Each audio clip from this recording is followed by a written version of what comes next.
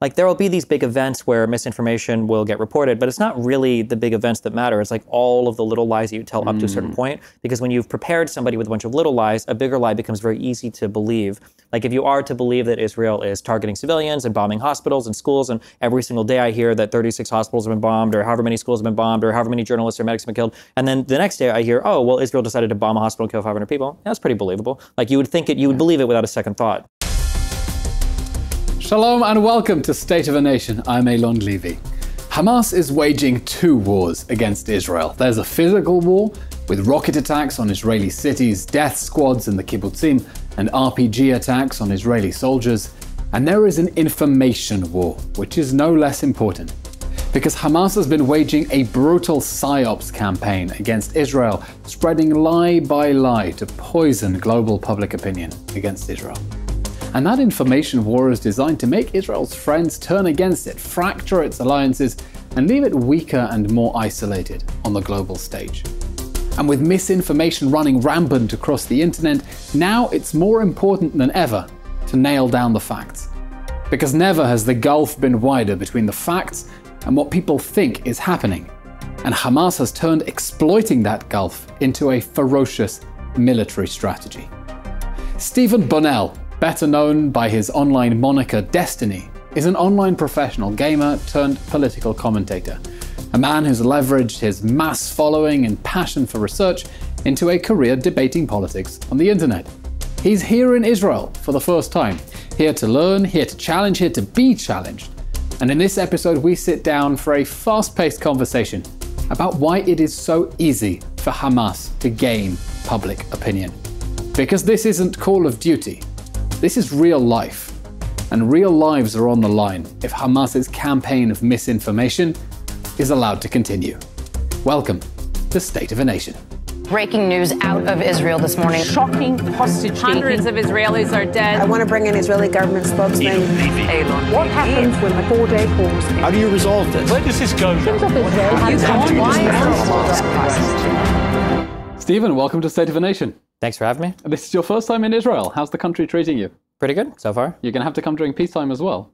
Yeah, when is that? When is that? Well, we're working on it. Okay, yeah. Tell me, this is the first time I'm actually doing a reciprocal podcast, because I was on your podcast yesterday, which we filmed in the back of a van on the way to Araba in northern Israel for dinner at Naz Daly's, Nussa's parents' home. Yeah, we have a slightly different studio. Yeah. And I didn't know what to expect from our interview. And I was really impressed with your knowledge of the conflict. Not like the big contours, really getting down into the weeds about specific things where it was clear that you'd done your research. And I'm wondering, when did this question of Israel, this conflict, start to interest you at all? I mean, obviously in the United States, there are big events that pop up. In 2014, obviously there was Protective Edge. You had the Great March of Return got a little bit of Western coverage. And then there was the Sheikh Jarrah apartment thing in East Jerusalem that got coverage. So things would pop up and you kind of give a take on it without really knowing anything. I thought that all of the fighting was just over like Holy Land for probably 30 years of my life or whatever, 34 or 5 years of my life. And then when October 7th rolled around, I'm a lot more politically involved at this point, and there's a lot of other people that are giving opinions. And so I decided to do a lot more reading and research on it. I've got a couple friends, one of which you met yesterday, who Lonerbox is his YouTube name, who has done a lot of research on it. And yeah, I just take a lot of notes, try to read as much as I can, and argue with people about stuff. Yeah. But I mean, there's so much stuff that's happening in the world now. There's the war in Ukraine, all sorts of other crises. I mean, I've been in a bit of a silo and haven't been following news from the rest of the world during this war. But what is it specifically about this conflict and the way that this war is being waged, not only as a war on the ground, but as an information war as well, that has really captured your attention and made you say, hey, I'm coming to Israel, I want to research this myself? I think there's two huge aspects. One, personally to me, is a lot of what I've ended up debating online revolves around misinformation. So a lot of debates around COVID, around vaccines, around election denialism in the US, just a lot of stuff where there are a lot of proponents of what I would call misinformation or incorrect facts that are not even remotely true. And Israel, I've noticed in this conflict, there seems to also be like a completely different world of factual accounting for what actually happens on the ground. So personally, I'm invested because of that, because I think there's a huge difference between what actually happens and what gets reported. And then on another level, I feel like the entire world is drawn to this conflict because it's like an all-you-can-eat buffet of every possible thing you could want in a conflict. You've got white people and brown people. You've got colonizers and colonized. You've got oppressors and oppressees. You've got West versus East. You've got second world versus first world. Like at least you have actors you can paint as being those. Or yeah, whatever. That's not the reality. For regardless right? of what you think the reality is, everybody has a reason why they can feel very strongly about Israel-Palestine. So it's like a breeding ground for misinformation, and everybody around the world has a really strong opinion about it. So it's a natural nexus of things for me to be involved in. And that misinformation is absolutely critical, because this isn't just a war on the ground. This is a war in which Hamas is trying to force an Israeli defeat by waging an information war that will generate the international pressure on Israel that could ultimately force it to leave Hamas on standing on its feet. What are the major gaps that you're seeing between the reality on the ground that you've discovered from, following what's actually happening, doing your own research, and the story that's being sold in the media? What are the biggest gaps of misinformation, specifically in this conflict, but also the Israeli-Palestinian conflict more broadly? I feel like on a macro level, it feels like because both sides demonize each other so much, both sides will spend so much time trying to exonerate their own side to kind of sometimes a ridiculous amount. We can get as razor focused or as macro as you want, but like on a very razor focused level, things relating to God, there are so many different examples. I guess the most recent thing I was kind of like reading into is like, for instance, like the Great March of Return. The peaceful Great March of Return was started off as like a peaceful idea for people to go to the wall. These were the Gaza border riots. Yeah, and like wave flags and like have parades and festivals, and then maybe there were a couple bad actors. That's the story that the pro-Palestinian side gives, and then on the well, it's the story they give in English. It's the story they give in English. Yeah, sure, yeah. And then on the, obviously, when you actually dig into the events, or not even dig, you just look at the videos posted, everything, you can say, okay, well, this event was a lot more, I mean, even the idea, the concept of the Great March of Return, when you ask people what that means, a lot of people don't even know what that means. And the idea was, marching through the border wall and going back to, where your original villages were. And the hope was that other Palestinians from other refugee camps would join. And to call that event peaceful is a stretch, I think, even in the intention, let alone the fact that Hamas was active in the early days of it and everything. Well, you had Hamas's leaders standing among the crowds telling them you need to rip their hearts out of their chests, and they published maps pointing them how to get to the border communities. I mean, Israel was warning at the time. Sure, yeah. That the reason that it had to use gunfire against the people storming the border, right, was because of a potential massacre that could be the sort of thing we found out on October 7th. For sure. Yeah, but then, I mean, also, I'm sympathetic towards the Israeli side because the narrative on the Palestinian side is so much more popular online. But then I also noticed it true for like the Israeli side as well, that there seems to be issues with, and it's annoying because I go to bat sometimes probably for more the pro-Zionist side than the anti-Zionist side, just because of who I argue with online. But every time a situation comes up, it's like, if you're going to be a contrarian nowadays, being a contrarian means taking the Israeli side. I guess technically, yeah. but it'll be like, okay, well, this event just happened, a bunch of people died, we'll do an internal investigation, and then sometimes I feel like I'd never hear the results of that. Or if you look back and you see like, oh, okay, well, XYZ happened, or some amount of Palestinians were killed, and I think, man, I would love counterexamples of this, but I would dig back. I feel like no IDF soldier, no Israeli person has ever been held in prison for like more than, I think, 36 months for like an actual bad event, where they were convicted of, manslaughter or murder or killing of, I don't know if they're called murder or whatever, but killing of like people in the West Bank or Palestinians. So yeah, I feel like both sides have issues with being honest about what they're doing, but the Hamas side, the Palestinian side, is definitely way more successful in marketing their untruths in the international media, I think. So specifically on that micro level, there have been so many examples. The fake Israeli airstrike on the Al-Ahli hospital when it was a piece of shrapnel.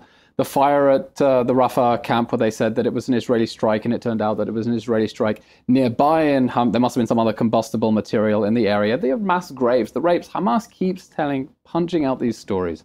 The world keeps buying them. Which one of these particular fake Hamas atrocities really grabbed your attention, where you're tearing your hair out and saying, but like literally that is not the evidence that is in front of us? The worst one was definitely the Al-Ahli hospital in the beginning. That was like, I felt like the whole information warfare was lost on, was that October 13th? 16th. 16th? Okay, so you're like barely 2 weeks into this, and already you have like a massive event that is being reported in an incredibly crazy way.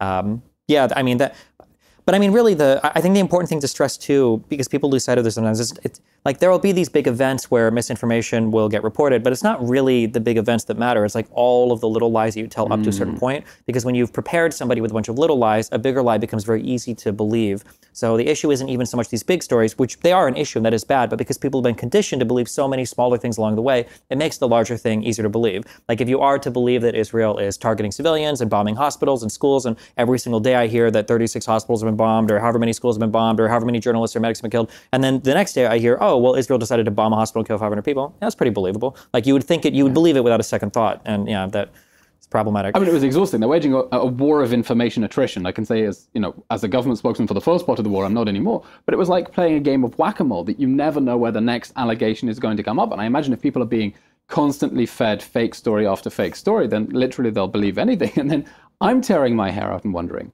why are there so many people who will automatically believe anything Hamas says, not believe what Israel says? Why is it so easy for Hamas to game international public opinion and get away with it?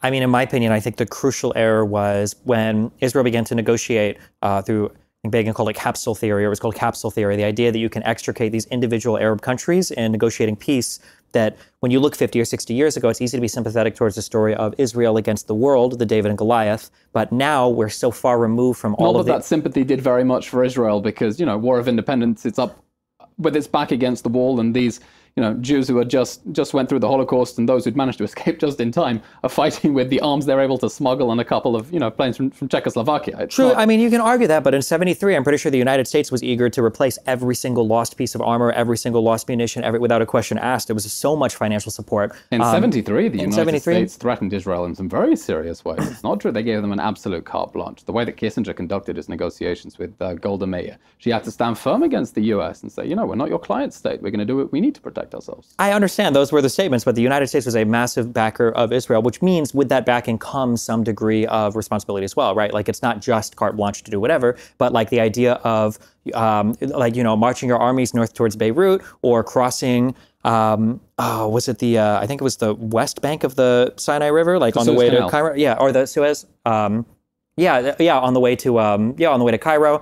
I mean, obviously the United States can't be seen as backing what could become like the sure, yeah, I'm just saying, yeah, it comes with conditions. I'm just saying that the support then was, I would say I don't remember, but I guess I wasn't alive. It seemed like the United States was able to have all that financial support without there being colleges that were protesting, you know, chanting death to triggered the whole, the same way. This was the time of the Arab oil embargo as well. But specifically, if we move to today, I'm trying to understand why it is so easy for Hamas to gain public opinion. And the same media outlets that fall for Hamas propaganda lie after propaganda lie. Like you're repeating a lie from a terror organization that told you that it didn't abduct or massacre civilians and continued saying that even as it released them.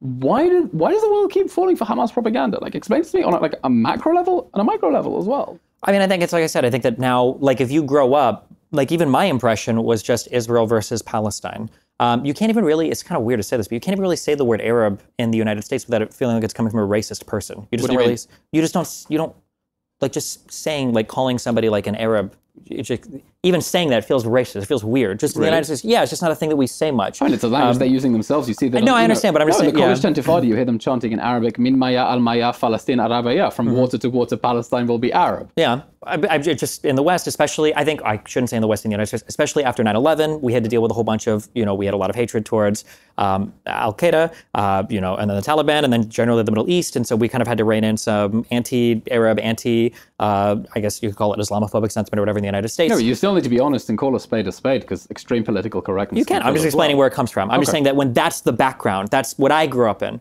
right? And then when I look to Israel-Palestine, all I see growing up is you've got this massive country of Israel where people are outside sipping coffee, watching, you know, an Iron Dome intercept rockets, and then my impression is that the Palestinians they should really be inside if there are rockets. Sure, yeah, but then the impression is the Palestinians are obviously, you know, far less equipped to deal with the combat. You look at the death sides on both, the death figures on both sides. Like on an immediate surface glance, it looks incredibly one-sided and incredibly horrible. It doesn't look like the Israeli-Arab conflict. It looks like the Israeli-Palestinian conflict. You say Israel is essentially the victim of its own success because it's been able to invest so much in defensive technologies and create this semblance of normality in the most abnormal circumstances. But the Palestinians are just better at playing the victim card?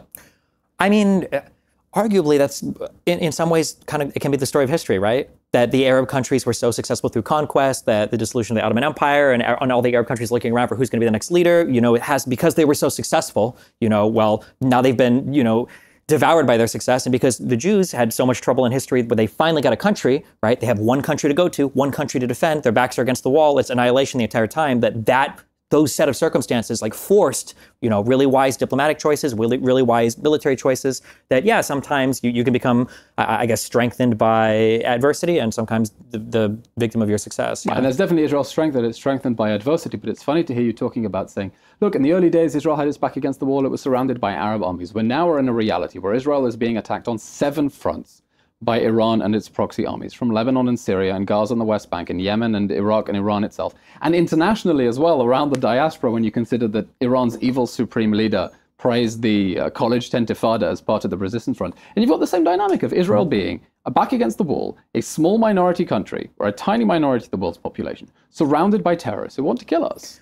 It's not the same, though. It's not even close to the same. Being attacked by proxy armies, that's a good thing, because it means normal armies aren't attacking you for diplomatic reasons. It's not a good thing for the 60,000 Israelis who are displaced in the north. That's true, but would you rather be attacked or would you rather be instigated by Hezbollah and have Jordan and Saudi Arabia helping to intercept your rockets from Iran, or would you rather have Saudi Arabia and Iran and Jordan and Syria and Lebanon and everybody? Hezbollah has the 8th largest weapons missile stockpile in the world. We call it a proxy army. It's an army. It's by far the most powerful army on Israel's border. The fact that it's acting in league. It's an allied army of Iran. It doesn't make a difference. But it says something that Jordan and Egypt are not attacking Israel. Are they? Even when the Muslim Brotherhood came into power in Egypt, that there was still that letter that was sent, and But Israel is still surrounded on 7 fronts, and people aren't able to zoom out and look at you that said this part. picture. What are the 7 fronts? Wait, when you say that. Gaza. Okay. West Bank.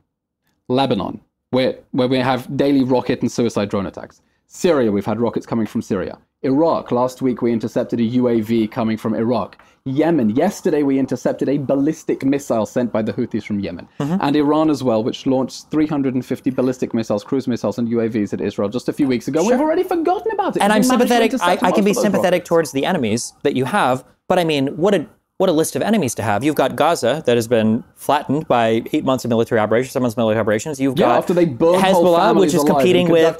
That's true, it's horrible. But I'm just in terms of military capabilities, right? You've got Syria, which is a failed state. You've got Yemen, which is a failed state. You've got Iran, which is scary, but there's some distance between you and them. And you've got but that's people what in the makes middle. them so scary that they're failed states, because there's no way that you can deal with them within the context of the international rules-based order or treat them within the context of diplomacy. These are rogue terrorist actors exploiting the chaos in the Middle East. And Israel is trying to create some semblance of normality and Western freedom in a world surrounded by religious lunatics who are trying to exploit chaos and anarchy to destroy us. And I agree with this.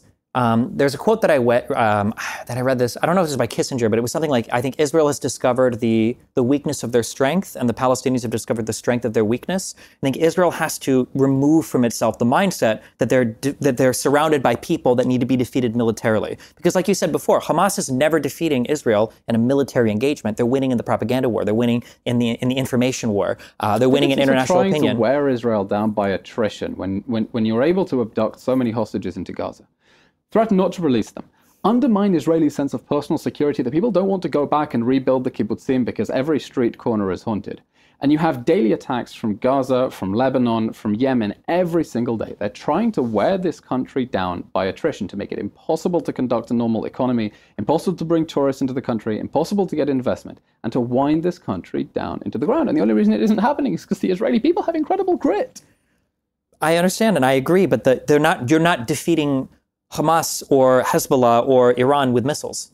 I don't think that's where the future is going to go. It has to be on this diplomatic and international level. So let's talk specifically about this information board. You're saying Israel's struggling to make its case because people are zooming in and they're seeing Israel-Palestine and they feel a bit uncomfortable about saying the word Arab.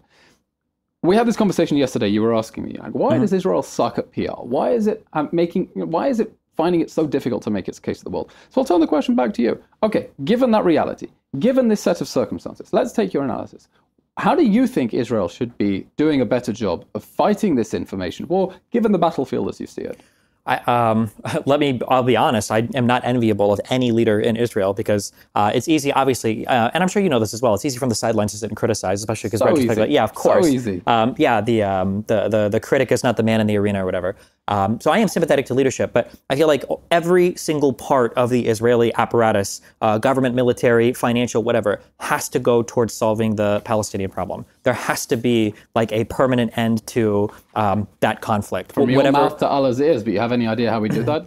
I mean, people have talked about the Emirati plan. I just spoke with Yossi Beilin, who talks about he wants to do like a confederation of 2 states. You've got 2 staters. You've got whatever. Do you have your favorite magic solution? Do I have my favorite magic solution?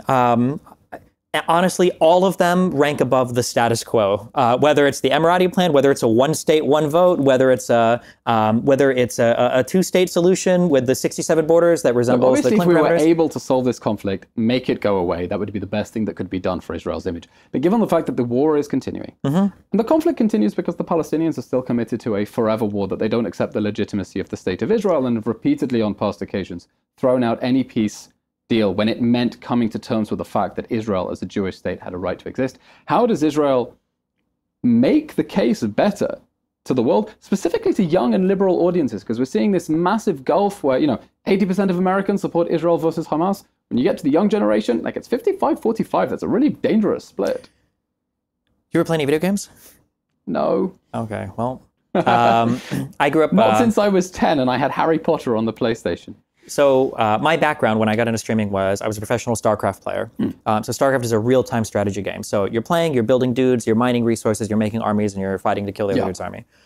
One of the things that you learn when you reach higher levels in probably any real-time strategy game is you get into a scenario where you have to make a decision, and you've got like a good choice and you've got a bad choice. But what you learn when you get to really high levels of play is there's a worst choice, and the worst choice is always indecision. That sometimes making a bad choice and then moving from there is better, because people, I think people fall into this trap of thinking that there's a timer on the screen, whether you're talking Israel-Palestine or you're talking a game of StarCraft 2, there's a timer on the screen where we can sit and wait and think, and it's like, I'm not sure what the right decision is, but let's wait. This is true in the world of business as well, that sometimes you just have to make a decision and go, and if you just sit and wait, the world will pass you by, and there's all of the bad... There's a philosophical metaphor that describes it in terms of a donkey that's facing 2 identical bales of hay.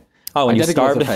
And it can't decide, do I go for this, do I go for this? And in the end, it ends up starving because of the same dynamic you're describing. So whatever the solution looks like for Israel-Palestine, and whatever it looks like in the future, the delusion that has fallen over Israel is that the can be kicked down the road, that other states can be brought in for peace, that the Abraham Accords can be signed, that an embassy can be moved around, that more territory can be annexed. I mean, we do now have free and normalized relations with the UAE, with Bahrain and Morocco, and that's a fantastic step for the Middle East, regardless of its impact on the Palestinian conflict. Has it made Israelis feel any safer? Absolutely. It's made Israelis feel much more plugged into a region where before they felt that they were a fortress island nation, and now they feel, hey, we're able to go and walk freely around Arab countries. By the way, many of them feel safer walking around Dubai speaking Hebrew than they would walking around London or Paris. But how much safer do they feel in 2020 than they did in 2018 after the Abraham Accords for Saudi Arabia, or for Sudan or the UAE, or I don't even remember the 3 countries involved, or for, like at the end of the day, are they thinking like, oh my goodness, like that history was moving in the right direction, and the awful, completely unjustified international boycott of Israel was beginning to end, because people in the region can actually talk sense and realize that it makes sense for Israel to be part of the region. But I'm trying to understand. Look, what I'm trying to think of is in my survey of Israeli history, and I could be wrong, I don't remember any of the major wars starting because of a disagreement with Sudan, or disagreement with the UAE, or disagreement with Saudi Arabia. In the 67 war. No, but they took part in the same way Cuba sent troops, I think, for the 67 war. That's why the Abraham Accords were so important, because it was a moment when Israel was looking at these countries saying, for years, we have no direct conflict with you, have no border dispute, we have absolutely no reason to be enemies. Let's just be friends, because we've always wanted that. We've never had any bones to pick with the Emirates, and the Emirates said, sure, okay, and that normalization is a great thing. But specifically on the Palestinian conflict, yes, okay, it would be nice if we could solve the conflict. And there are many reasons. That would be nice. It is essential. It is the number one security risk to Israel. Traumatized that in the past they've made risks for peace, whether it was the withdrawal from Gaza, the withdrawal from Lebanon, withdrawal from I don't want to get into the dynamics. They've blown up in their faces. I'm asking you, in the absence of being able to solve this, and I wish we could solve it, but given that the conflict is going to endure because the Palestinians refuse to accept any Jewish state in any borders whatsoever, how do we appeal better to the world? How do we defeat this Hamas strategy of gaming international public opinion and wearing them down to this numbness to the truth by lie after lie after lie until they're willing to believe anything? I mean, from the Israeli side, I think Begin and earlier, I think even Ben-Gurion said that the scariest thing that Israel could face in its early days was a staunch advocate for peace on the Arab side. That somebody like Sadat showing up and making overtures towards peace would be unstoppable from the Israeli side. You can't fight against an opponent that is offering something like that because you would look insane. And I think... Which leader was that? I don't remember that quote. I don't remember if it was Ben-Gurion or if I don't remember if it was the prime minister after him, between that and the 73 war. Okay. But the idea that a strong Arab leader that was a staunch advocate for peace would be somebody that you couldn't deny that in overture. And when Sadat finally came in and did that, when he made a speech in front of the Knesset, and that was an unstoppable thing. I feel like if Israel was empowering the Palestinians in an undeniable way that it could show the world, I feel like that moves you in a direction to where eventually Palestinians would have to feel some kind of pressure, because it feels like the history from the Arab-Israeli side has always been the Arabs always gave Israel like the perfect excuse for expansion in '67, the perfect excuse for whatever early territorial conquest, expanding the borders in '48 from what the '47 partition would have looked like. Now it feels like on the opposite ends of things, it feels like Palestinians always have an excuse, whether it's another raid in the West Bank, whether it's another soldier that doesn't get convicted for a crime, whether it's another NGO or human rights or whatever UN group saying something about another war in Gaza. It feels like Israel's always giving those excuses to the Palestinians to continue to fight. And it's not just them. I'm speaking to you as an Israeli spokesperson, so I'm coming down I'm coming down very hard on Israel. There are definitely problems in the international community, in the Arab world, on the Palestinian side that I talk about a lot as well. But I'm just saying for the agency of the Israeli side, there has to be a come to Jesus moment, or a come to, I don't know who you would say, but for me, a Christian. Come to Moses moment, okay? Abraham, whatever.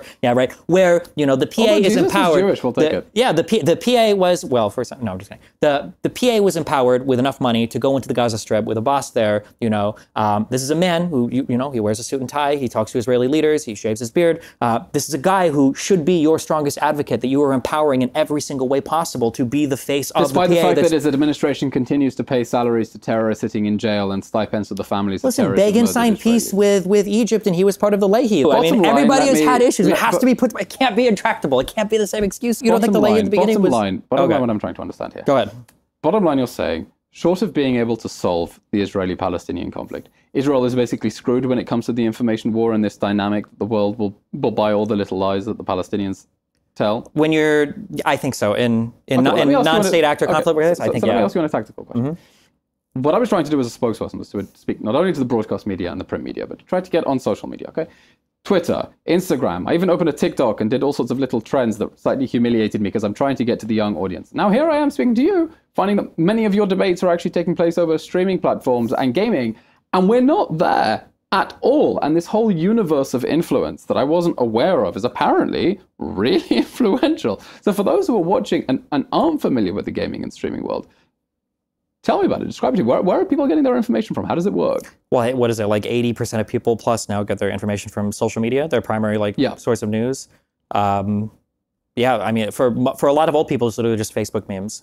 They'll get into Facebook, they get served memes. So half of it is probably coming from Russia at this point. Treat me as an old person. What is streaming? Just in terms of what I do, I guess.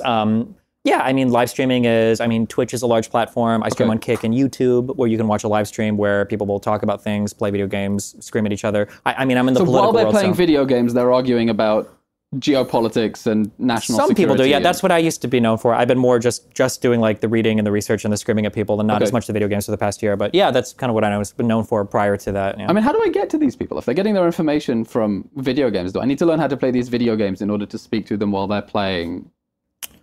How do you get to these people? Well, hey, you're appearing on here with me, so that's one way to do it. So that's what I don't know. Maybe we need to expand onto a new platform. We need to do some sort of collaboration with PlayStation or Sony or Nintendo. Maybe, yeah. There's an unfortunate reality, though. I'm giving away the fact I'm a 90s kid, right? A little bit. No, it's fine, yeah. There's an unfortunate reality, though, and I was joking about this with my friend yesterday, is that at least in the Western world, when we had that conversation last night around that table, it was very ironic and funny that a bunch of Jewish people were complaining that they had no way of communicating any fact to the Western world, because I think a lot of people in the Western world, even outside of the Arab world, literally the white Western world, assume that some part of the media is probably ran by the Jews. Some people say it jokingly, some people on the farther right say it seriously. Yeah. But in the United States, you've got these lobbies that it would make my life so much easier. I know, I understand, but I'm saying that because that's already the perception, I can't even imagine any type of Mossad-funded or Israeli-funded, Hasbara propaganda campaign on a Sony platform, it would just be, you're already, it's such an uphill battle already. Because we're up against the basic anti-Semitic myth that the Jews control the media. Yeah, I try to use anti-Semitic, but maybe, yeah. Well.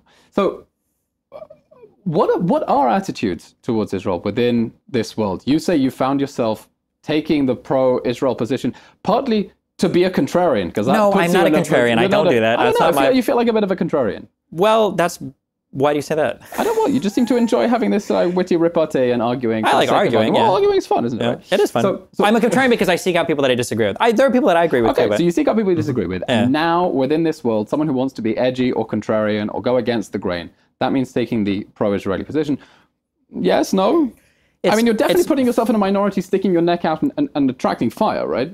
Sure. The online world is just a bit more sophisticated than that, and Israel sits in like a very awkward position when it comes to online extremism, in that this is getting very domestic U.S. politics. But if you go back like 5 years, or maybe even more, 5 or 10 years, there was a lot of fighting against like white supremacy, Nazi far right type of stuff, the alt-right, we call them in the United States. And I think that masqueraded a bit as a defense of Israel or a defense of Jews, but it wasn't really. It was just attacking people that people perceived as white supremacists. So you already have the right. In the way that on the left, people may use Israel as a way to, as a cudgel to bash Western societies and use it as a proxy to attack what they see as the forces of colonialism and imperialism. They're not really talking about Israel. They're using it as a tool to wage out their fantasies through. But now you're in a weird spot where the right is already primed, the far right is already primed to hate Israel for deeply anti-Semitic reasons, and now the left is primed to hate them for anti-colonial reasons or whatever far left, socialist, communist, anti-oppressor, that type of stuff. So in the world online today, when you say, like, well, if you want to be contrarian, where do you go? Well, all of the extremists are pretty united right now in their hatred for Israel. I'm considered... Extremists of the world, unite. Yeah, I'm considered a contrarian, but the people call me a contrarian because, like, I'm an institutional, like, State Department puppet. That's what people will say. Like, State Department puppet? Yeah, why do they call you a State Department puppet? Because I tend to align with, like, U.S. foreign policy on a lot of things. I tend to align with, like, the FDA or, the NIH, like, our institutions in the United States I think are important. So that's, like, my being a contrarian is usually just, like, saying that I don't think, like, the vaccine will kill you, or I don't think that supporting Israel is, a bad idea. Like, those types of statements they are online. In my space, those are in my spaces. Yeah. You say within this space, okay, the far right, the far left are all ganging up on Israel. And one of the words that I noticed you've taken particular issue with, that, really sets off your rage and you attack, is when people use the term genocidal to attack Israel. And we've got here just a tweet, one of the many you've been very active on social media. Not the Twitter ambush. No offense, someone is writing to you, but I don't think there's any innocent Israeli citizen, and I'm tired of tiptoeing around that subject and pretending like there's some kind of mythical exception to whom I owe some reverence or obeisance. Yeah. So you quote tweeted this, saying what?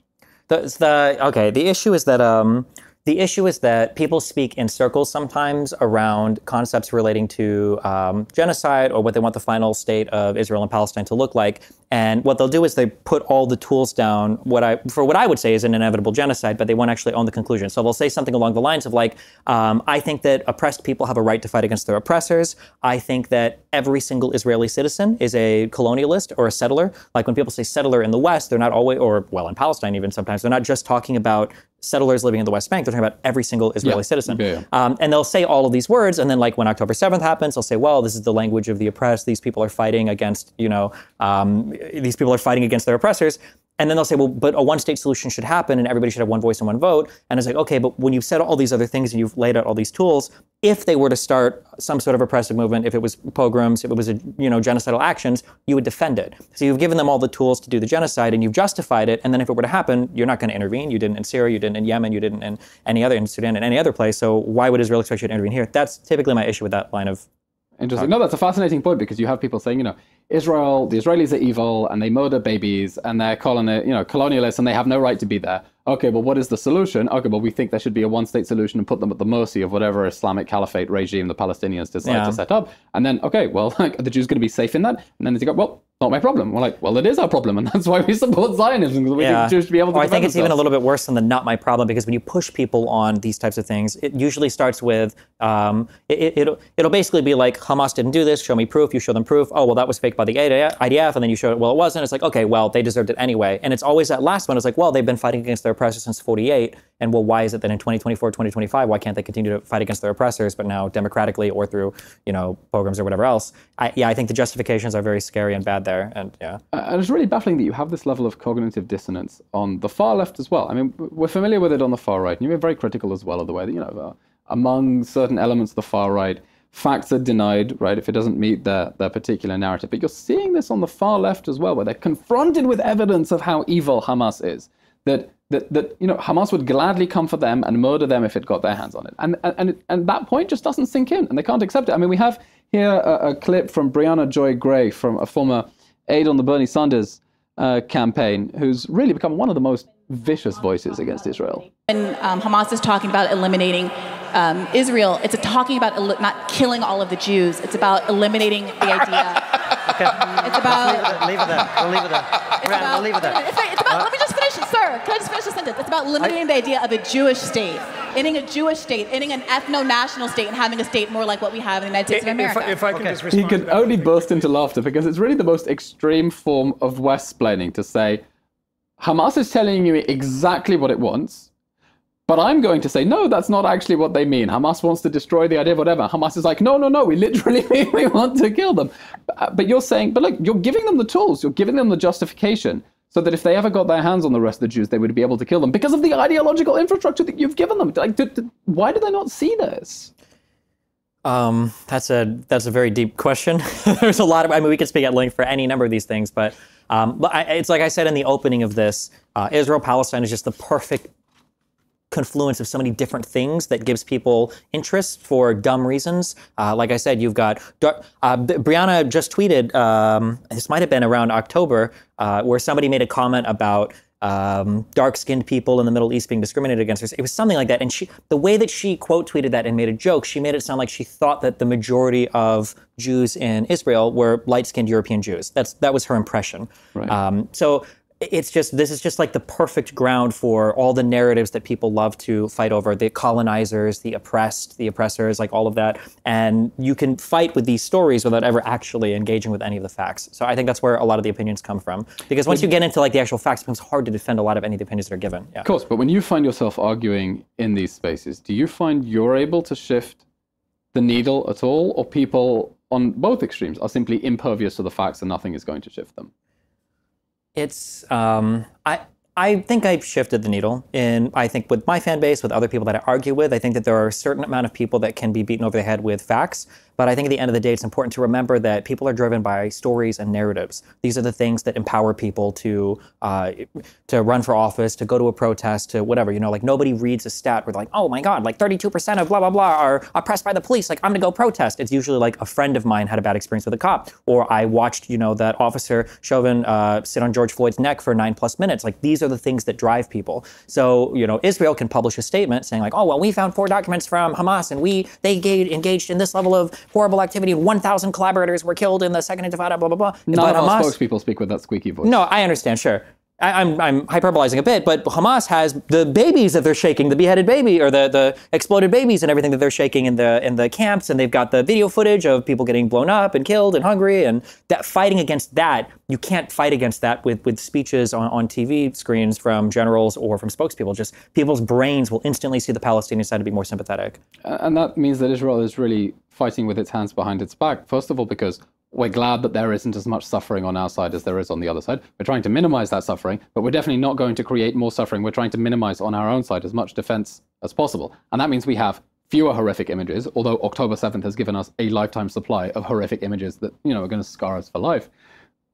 But it's just impossible to fight against the images and help people understand why this is happening, that Hamas declared war. Hamas is deciding to fight this war from inside an urban terrain, and Hamas designed the battlefield in order to raise the cost on their own side and present Israel with 2 unpalatable choices.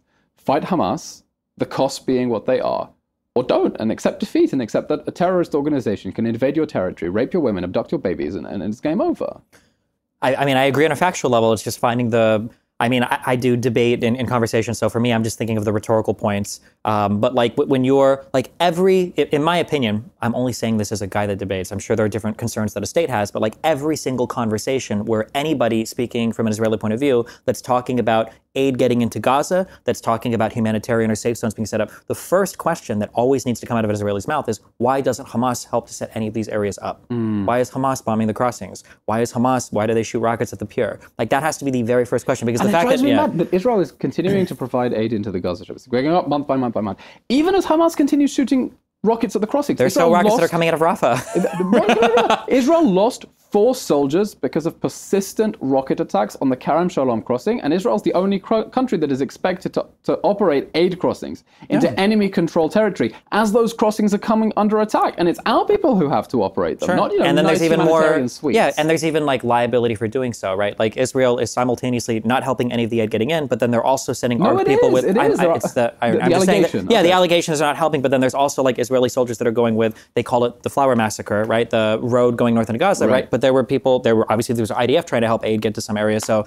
you're somehow catching all the negatives of like everything, of not helping aid get in, or weaponizing aid, or like blowing up cities, but also not going after any of the terrorists, or wanting to fund Hamas and keep them there while also trying to, like, Israel just seems to somehow catch the negative part of every single story. That things that should be contradictory. It's like in the United States, when people will talk about immigrants that are too lazy to do anything and just collect welfare, but they're also stealing all the jobs at the same time. It's like, how are both of these things true at once? And that seems to be the story of every single part of the Israeli-Palestinian conflict, where you guys managed to collect. Dissonance. Yeah, I joked the other day that like when it comes to creating propaganda, like when the initial October 7th attacks happened, like it's sad to say, and it's tragic to say, but like one of the worst things that happened were the Zaka volunteers that were trying to find bodies and bury them immediately. And you didn't get that really tragic, horrible footage. You did from some people that managed to take footage, but the most effective piece of Israeli propaganda that was made for this war came from Hamas, and it was them capturing the video footage of the girl going into the town on the back of the truck. And that was their video. They're so much better at it that they even unintentionally make better propaganda for you guys. There has never been a terrorist attack or a massacre that has been so extensively documented by the people who perpetrated it, and they provided us the images from their GoPros as well. Can I ask a question? Because I've been told that... Normally I ask, but go for it. Yeah, well, because I've been told that, isn't there a 40-minute video that was prepared for Knesset members and for Israel that had to do with extensively documenting everything on October 7th? At the beginning of the war, there was around a 45-minute video. Yeah.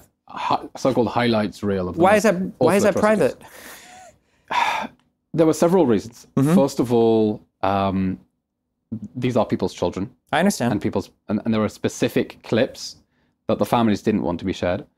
I'll tell you, most of it is online. Most of it is online, but it's not all in one reel. And Israel has actually launched a website that isn't available in Israel for privacy reasons. It is internationally where you can see the footage. But there's also something within the Israeli spirit that feels that it's deeply distasteful to parade this like atrocity porn for the world to see, when people are going to deny it, excuse it, make fun of it anyway. And they decided the most effective way to leverage this awful material is to show it to parliamentarians, show it to journalists, screen it on college campuses, wherever people want to do it, but we're not going to release a 40-minute snuff video of bodies reduced to a charcoal. And I watched it at the beginning of the war, and it was absolutely horrific. And I'm sympathetic towards that. And then that might even be the right decision in terms of your own integrity and dignity. Yeah, I understand that. But man, you got to understand that on the Israeli side, then the goal is to keep all of that private. Whereas on the Palestinian side, you'll have a mother and father watch their 14-year-old boy walk forward and taunt an IDF soldier and get shot, and then they will come forward and cry for him, like all captured on i14 Pro, like XS, like in 4K footage. Yeah, you're fighting a really uphill battle propaganda-wise there, if that's the standards that are being used on both sides. I'm laughing, but I mean, like it's tragic on multiple levels, and it's very difficult to fight. I'm sympathetic towards the struggle, but yeah. Yeah. Look, tell me, this is your first time in Israel. I hope it's not going to be your last time. What are your first impressions about what's different about the country from what you thought you were flying into? I don't know. I've only been here for 4 or 5 days. I thought it was going to be a lot more dangerous than... Right. Yeah, because I've always been told like crazy things.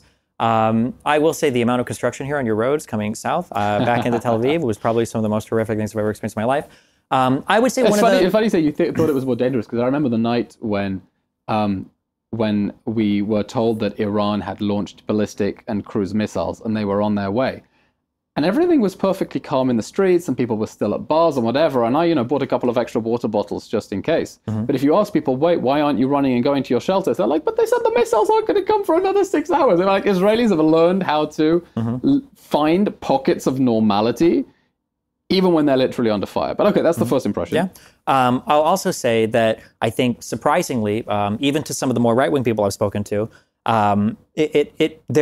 I don't know why they're not propagandized more, why don't use the propaganda more. You have 2 million Arab Israelis that live in this country that contribute, that didn't do a third intifada, that, I spent a whole day in Kfar Qasim at the marketplace and everything else. And like I had been told by other, I won't say Israelis, I'll say Jewish people, that coming to some of these Arab majority cities would be an incredibly dangerous thing. I don't have that feeling at all. Inside Israel? Even inside Israel, somebody's like, oh, you got to be careful where you go. And yeah, the Arab citizens of this country seem to be amazing people. And even people in the West Bank, again, I've heard like crazy things, and I've got more, man, don't play this interview if I end up dying over there in a week or two, but... God forbid. Yeah, God forbid. Yeah, but just what I hear in terms of people crossing, we were at the Hostage Square earlier listening to a lady that would talk about driving in and hanging out with people in Gaza prior to 2005, where she would go shopping, she would go to the beach, she'd talk to people there. And yeah, the impression overseas, the impression that I have is that like even in Israel, that like a Jew and an Arab look at each other and it's like a whoof, like two feral cats eyeing each other at the end of the street. And like the West Bank is just like a murder zone, and the Gaza Strip is like a destroyed zone.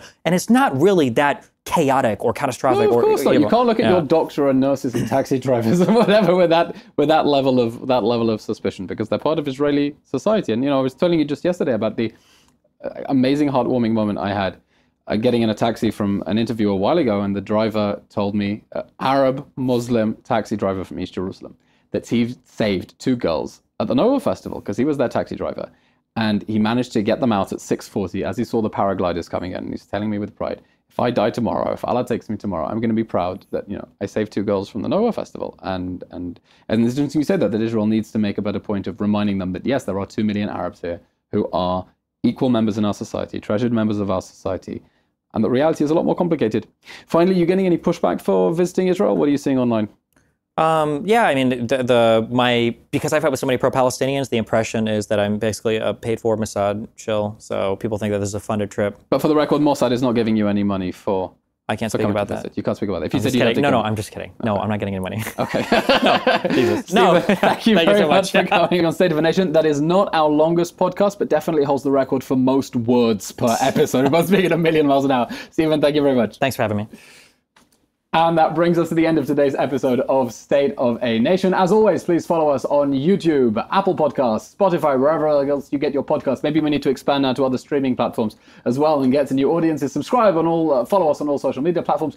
We'll be back soon with more episodes to take you beyond the headlines and between the lines. I'm Elon Levy, and thanks for watching.